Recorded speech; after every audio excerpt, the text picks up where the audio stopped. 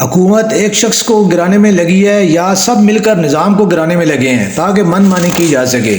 आइन साजी पार्लियामेंट का इस्तेकाक ज़रूर है, लेकिन अगर ये गलत है और मतलब सिर्फ आइन साजों के इस्तेकाक के लिए ही जो अगर कानून साजी होती रहेगी तो एहतसाब कौन करेगा, कौन पूछने वाला होगा, या कि किसकी, या ये सिर्फ यही है कि जिसकी लाठी उसकी भैंस। ठीक है, PDM का धरने का ऐलान जो है वो कोई अजीब सी बात है कि जो है मतलब वज़ीर आज़म के बकौल अदलिया फरीक बन गया तो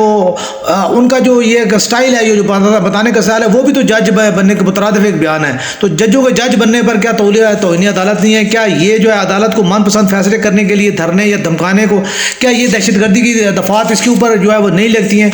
ये बात तो क्यास से करीब है कि अदालत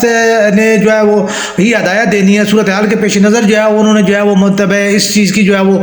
ज़मानतें ली हैं और अच्छा फैसला किया कि जो है ना इससे मामला जो है ना वो मतलब नज़दीक आके मुल्क में बदअमनी की जो सूरत हाल है वो जो है वो पैदा नहीं हुई और वो उसको कंट्रोल करने में जो है वो मदद मिली है। तो इस सूरत हाल में ये बात भी मंतक से करीब है कि हुकूमत बदअमनी की खुद जो है सूरत हाल पैदा करके, एमरजेंसी सूरत हाल पैदा करके